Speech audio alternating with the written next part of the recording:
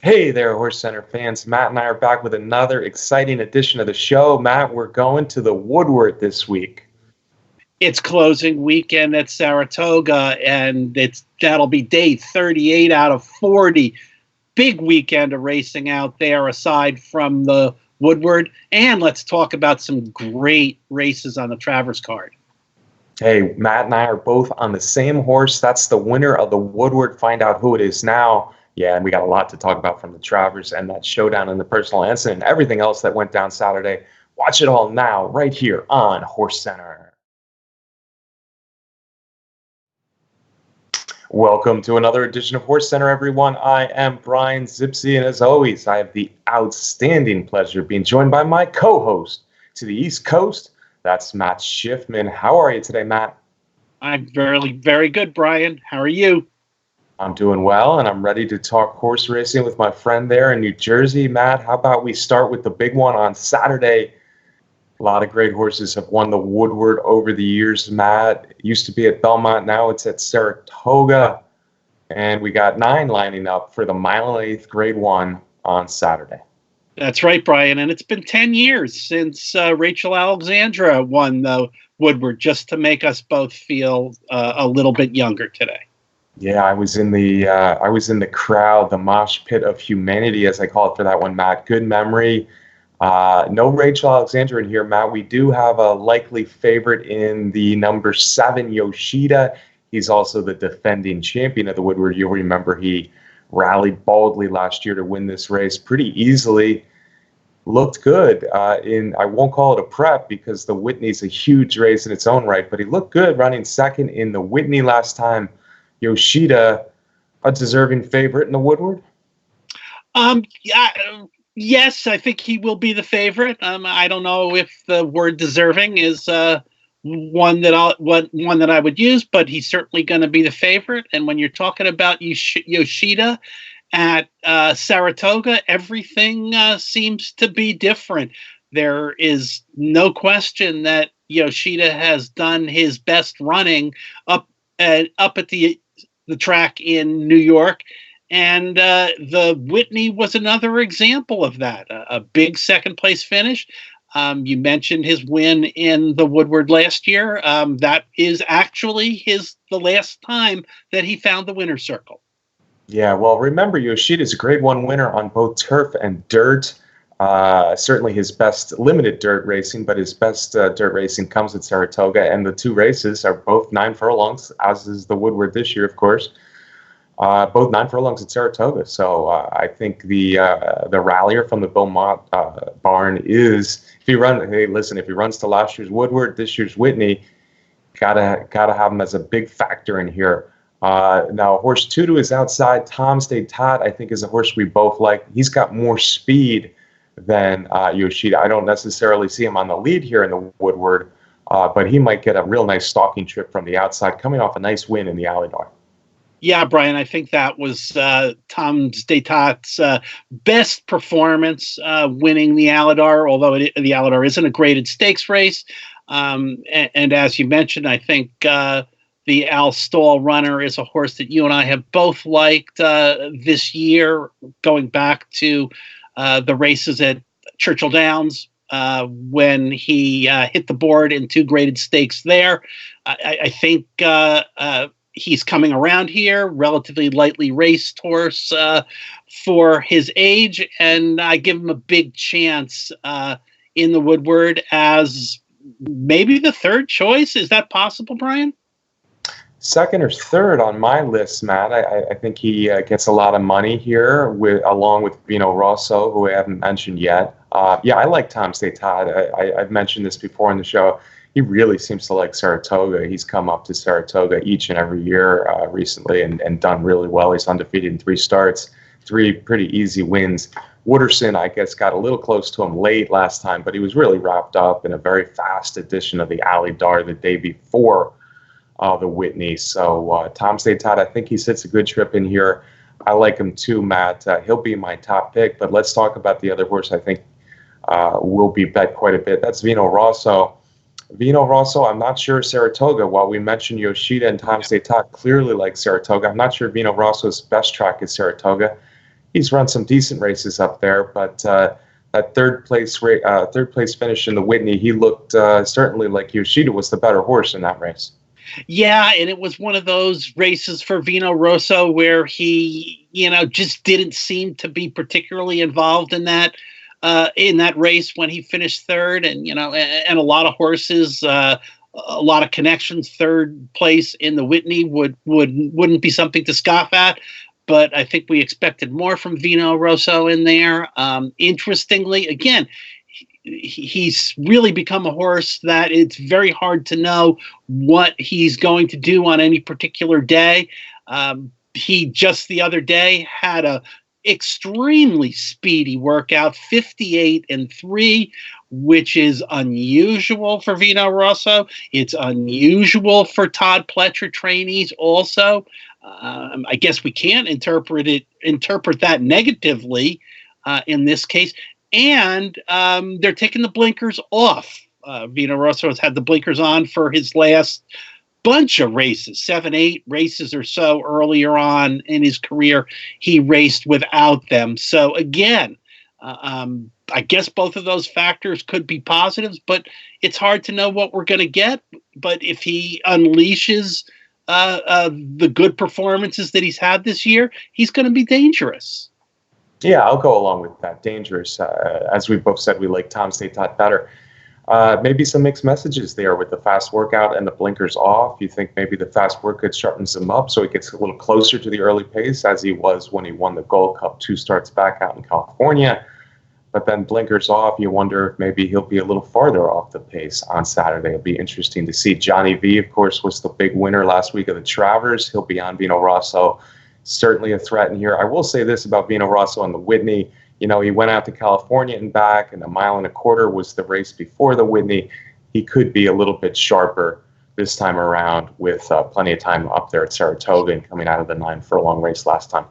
And Matt, let's start at the rail, actually. In the fine tradition, New York Breds have won big races up here, like Fiorito and Commentator. Can Mr. Buff pull off a big upset in the handicap division at Saratoga, this time in the Woodward? I think he's got a lot of speed, and he's never been better. I think that New York bred form is probably not as far off. We've seen New York breds do good things recently, and maybe that New York bred form is not as far off when we talk about the handicap division this year. So Mr. Buff on the lead, on the rail, possible threat for you, sir?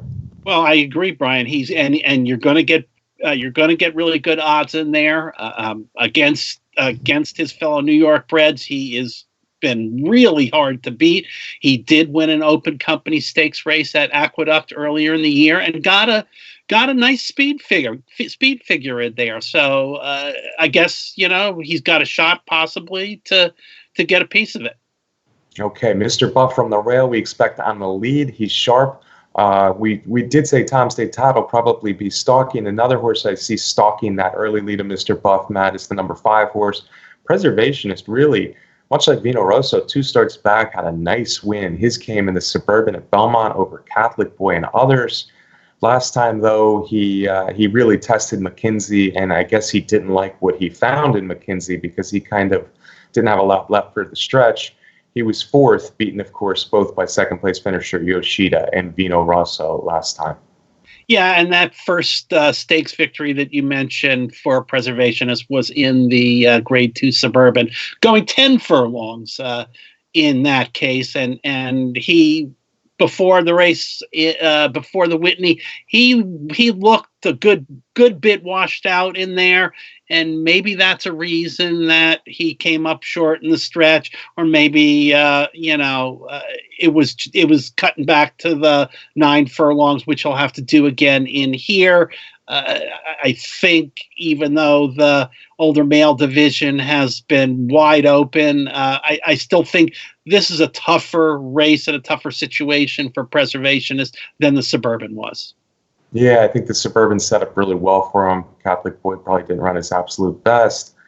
I think we saw something in the Whitney that I'm not really willing to forget in handicapping the Woodward. So Preservationist falls a little bit lower down my list. I like, of the stalkers, I certainly like Tom Statot better. Last one I really want to mention, Matt, is the number 8 Wooderson, a lightly raced son of Awesome Again. And Awesome Again is a top sire whose horses only seem to get better with age. He's also a sister to the great Rachel Alexandra, who we already mentioned as a Woodward winner from 10 years ago. Wooderson ran a very good race, and he's run some good races this year, but he ran a very good race, rallying for second behind Tom State Top last time. I think he'll get some money in here with the breeding, also from the Pletcher barn, Matt. What do you think of Wooderson? Yeah, like you mentioned, Brian, one of 3 in this race from Todd Pletcher. I think the Aladar, where he was only a length back behind Tom State Todd, was his best performance in a stakes race in his career. Prior to that, his wins had been in allowance races. I still think he's going to have to make a fairly big step up to find the winner's circle in the Woodward. Yeah, it did look like in the Aladar that Tom State Top really was kind of wrapped up late. And I think that may have been part of the reason that it got down to what it did, the final margin there. On the other hand, Wooderson the breeding suggests he's going to get better with age, and he is getting better with age. You look at his 2 graded stakes performances, though, in the past, one last year, one this year, and they're not good. However, he's never looked better than he does now, and if he's ever going to step up to Grade 1 company, this could be the spot. After all that, though, Matt, Bal Harbor, Mongolian Groom, Forewarned are the other ones. I'm not really high on any of them. After all that, I think we're on the same horse, and that's the Al Stall trainee, Tom State Todd for GMB Racing. Yeah, it doesn't happen very often that we end up on the same horse, but like I said before, I think we both have liked this horse for most of this year, and I think we'll get the kind of price. I hope we get the kind of price 3-1 or so that we would both like to see. Yeah. My feeling on Tom State Todd is he's a really talented horse who's had health issues over the years. I think he's at his best form, and it looks like maybe his best track at probably his best distance. If he can't beat Yoshida and Vino Rosso now, I will be a little disappointed, but we'll see. Tom State Todd, the pick in the Woodward. Matt, this Saturday, we, of course, Saratoga and Del Mar closing Labor Day weekend. We got a lot of stuff going on. Kentucky Downs, one of my favorite tracks, opens on Saturday. Great turf racing. They got 4 stakes on Saturday, Matt. Just an unusual, unique place for great turf racing. Virginia Downs is back open. I don't think we've mentioned that yet on HorseCenter this year. Virginia Downs is back open just outside of Richmond there, and they have their Virginia Oaks and Virginia Derby, speaking of turf racing, on Saturday as well. We got Basilica trying to bounce back in the Maybe. We got Break Even trying to keep her undefeated record going in the Prioress. It's a very interesting Labor Day weekend. And let's get a coming attraction out for next week, Mac, because there's a bunch of good 2-year-old races. We got the Hopeful and the Spinaway closing a week at Saratoga as the tradition, and also as the tradition at Del Mar. We got the Del Mar Debutante and the Del Mar Futurity. So next week, right here on HorseCenter, Matt, we are going to start talking about 2-year-olds for the first time. We're going to dedicate the show to the 2-year-olds looking good early as we move closer to the Breeders' Cup. And hey, Kentucky Derby, Kentucky Oaks are only, 9 months away or so? So, hey, what the heck? Let's talk 2-year-olds next week. Now, first, before we go, though, I think we need to talk about everything that happened. Of course, last weekend, it was Travers weekend. It was Travers Day at Saratoga. And Code of Honor, and I'm kind of kicking myself because Code of Honor is a horse I've always liked and always bet. And I talked myself off him in the Travers as, well, only 1 turn race since the Derby. I just didn't want to bet him as the second choice. Turns out he was the third choice, and turns out he won impressively.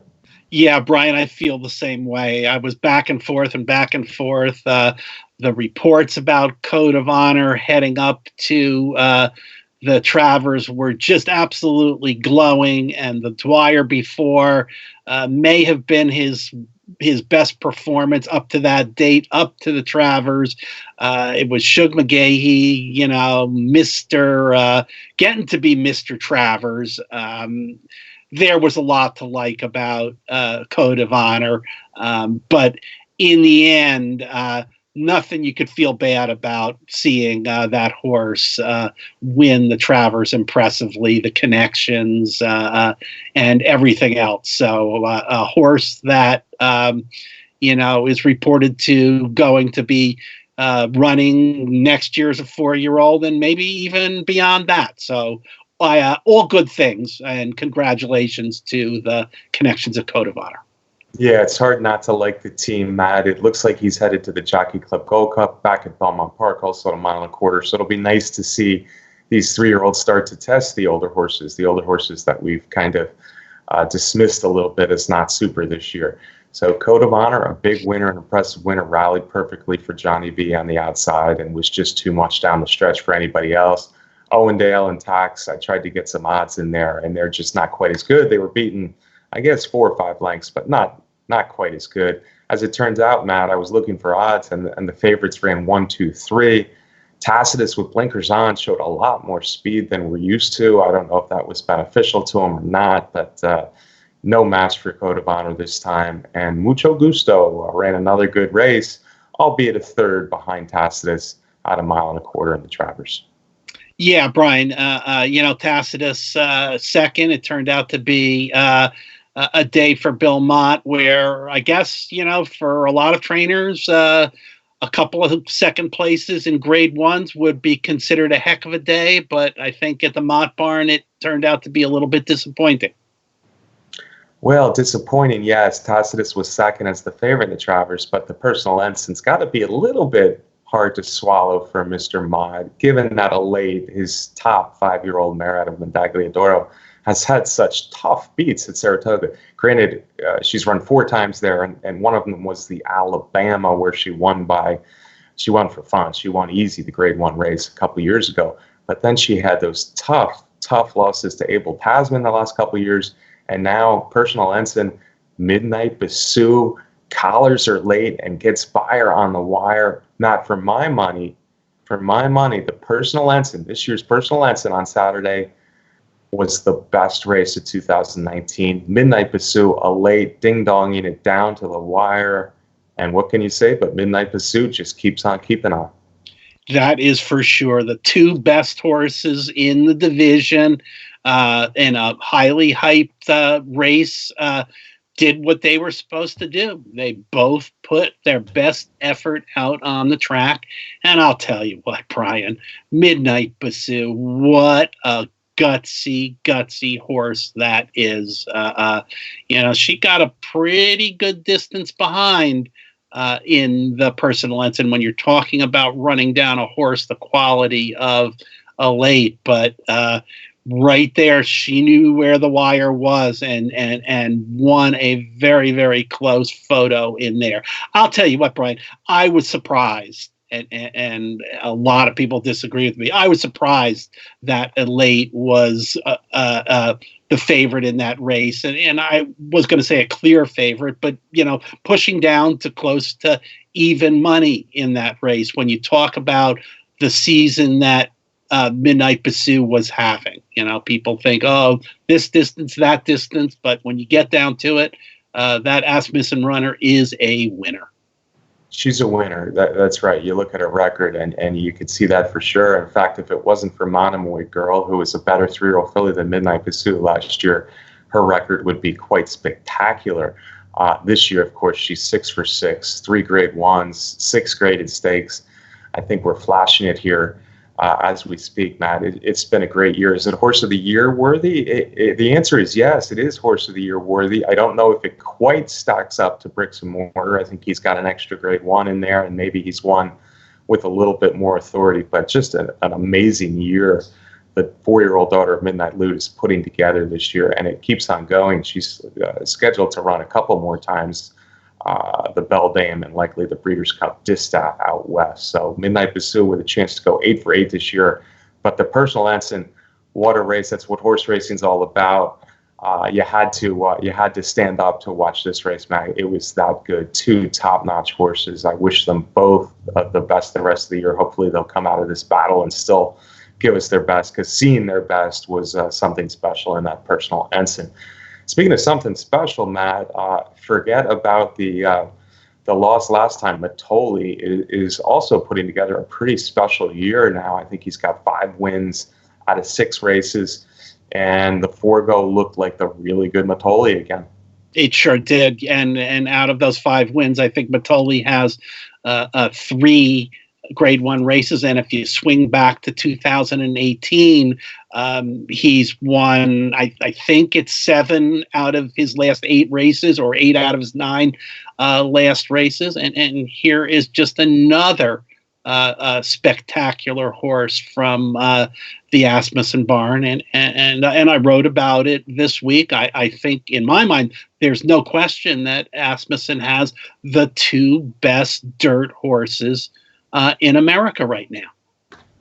Yeah, if you're talking about accomplishments in 2019, I certainly can't argue with that. Midnight Bassoon and Mitole have been phenomenal, both from the Asmussen barn, but then again, it's tough to separate Midnight Bassoon and late, and you got McKinsey, who leads the older male division, and you got the 3-year-olds. So we'll see what happens in the fall, and it'll be interesting to see where Mitole goes from here, whether it's down to 6 furlongs, whether it's up to a mile. But a really talented horse, and another big win for Mitole.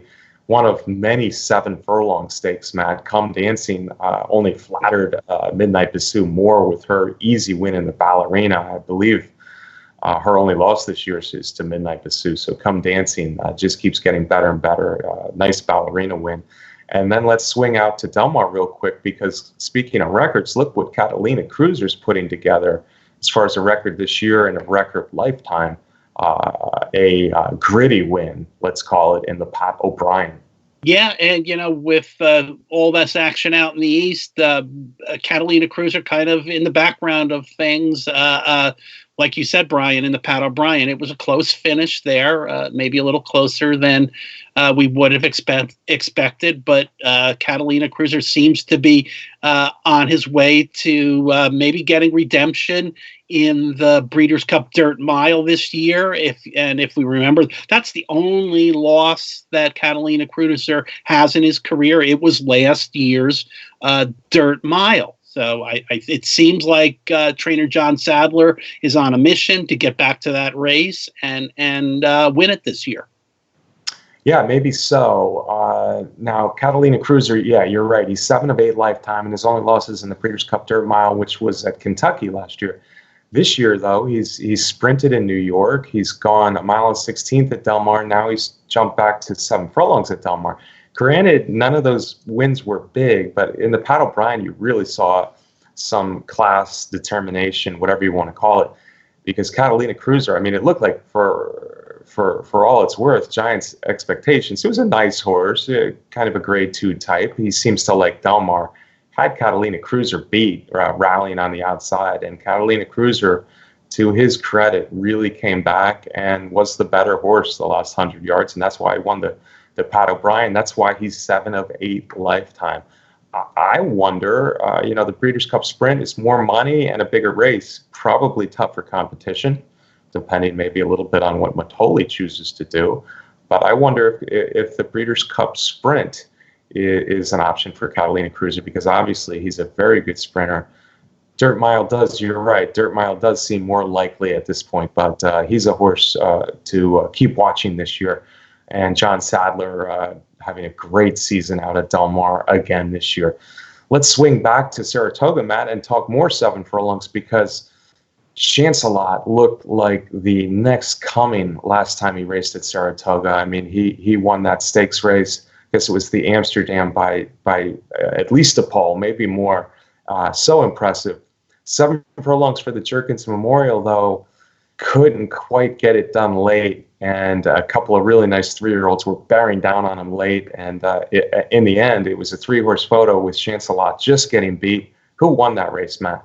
Yeah, it was a blanket finish there, and it was Mind Control coming back to Saratoga, where last year he had won the Grade 1 Hopeful for Monmouth Park-based trainer Greg Sacco and the Red Oak Stable connections.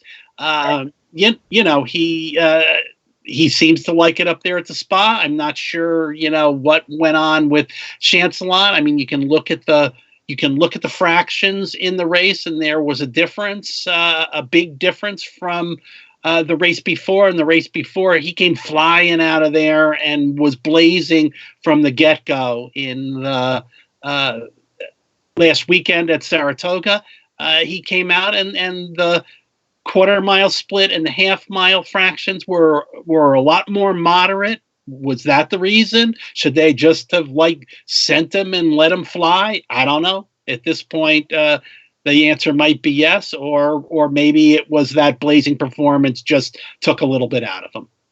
Yeah, we'll find out. And I wouldn't forget about Chancelot, especially in 6 furlong races as we move forward, because obviously he's got a lot of speed. There were some surprising slow early fractions in pretty fast races at Saratoga on Saturday. I'm not sure what the reason was for that. Maybe jockey related, but yeah, you're right. He didn't run as fast early, and he couldn't hold on. Let's give some credit to the Gary Sacco trained Mind Control, a horse who I thought had some trouble in the last couple of races, and he didn't this time. And he looked to be in a bad spot there in between horses with a really nice Hog Creek Hustle bearing down on him in the outside and Chancelot ahead of him. But Mind Control fought like a really nice horse and got the win. Like I said, Hog Creek Hustle ran a great race. And Chancelot, let's not give up on him at 6 furlongs, Matt. Is that a deal? Yes, I agree with that. And, Mind Control, the connections, kind of great people to see in the winner's circle. And Matt, finally, I think we need to get to a segment of the show that's become quite regular here on HorseCenter. That's the Chad Brown hour. We're not going to spend an hour this time, but Annals of Time, a horse who was off for a long, long time. I thought he was a super good young 3-year-old turf horse a few years ago when he won the Hollywood Derby, and he's just gone for a long time. Physical issues. He's back. And he won the Sword Dancer, grade 1, mile and a half. Sadler's Joy ran his best race, and it looked like to me, he was never going to get by Annals of Time. Annals of Time was almost toying a little bit with Sadler's Joy. We expect Bricks and Mortar is headed to the mile and a half Breeders' Cup Turf from what they've said lately, maybe on just the American front. I mean, there's some good Europeans that will come over, and namely a Nabel, who of course would be the favorite over even Bricks and Mortar in the Breeders' Cup Turf. But as the Americans go, it looks like Annals of Time is the second best male turf horse, especially at a distance. Yeah, and say what you want about Chad Brown, and say what you want about the super trainers that have hundreds and hundreds of horses and so much quality in their barns, and no doubt both of those are true about Chad Brown. But those 2 horses that you mentioned, Brian, Bricks and Mortar and Annals of Time, that's when you have to recognize the talent that Chad Brown has as a trainer, with both of them coming back from very, very long layoffs pushing 2 years, when a lot of connections and a lot of trainers wouldn't maybe have the patience and the wherewithal to get horses back from the kind of setbacks that those 2 had, to get them back to not just running, but the top of their divisions. And you have to recognize the talent of Chad Brown as a trainer for those kind of reasons. Yeah, the talent of Chad Brown and staff, Matt, but I'd also say the patience of Chad Brown and staff. And how about the patience of the owners, letting these horses have so much time off, trusting in the horse and the trainer to have these horses off for such an extended period of time, and trust that they will come back. And Bricks and Mortar has come back to be something special, and now it looks like Annals of Time is a really, really nice turf horse as well, again, like he was years ago. All right, folks, that's our show this week on HorseCenter, the Woodward preview, the Travers recap. We hope you enjoyed it. Matt and I are both on Tom's Day Tot in the Woodward, so you can congratulate us when he wins, or you can tell us what you think of us if he loses. Hopefully he's a winner. As I said, we'll be back next year with a big show about the 2-year-olds. We're going to talk about a lot of our top 2-year-olds so far that have been unveiled in 2019. So that's always fun and exciting to do. Matt, can I get a parting shot from you, sir? Yes, certainly, Brian. I want to I met some new HorseCenter fans last weekend at Saratoga that I'd never met before. And thank you guys for saying hello. And like Brian mentioned, we got a heck of a long weekend of racing to talk about next weekend. And as always, I have to thank our producer and our friend, Brett Workman, for putting together the show. Thanks to Brett. Thanks to the viewers for watching every week on HorseCenter. Matt and I sure do appreciate it. Thanks to Derby Wars. That's our sponsor, and they're the best contest site out there. Folks, if you haven't yet subscribed to our YouTube channel on Horse Racing Nation, please do so. That little red button there. We sure do appreciate it. We'll be back next week with another great show right here on HorseCenter.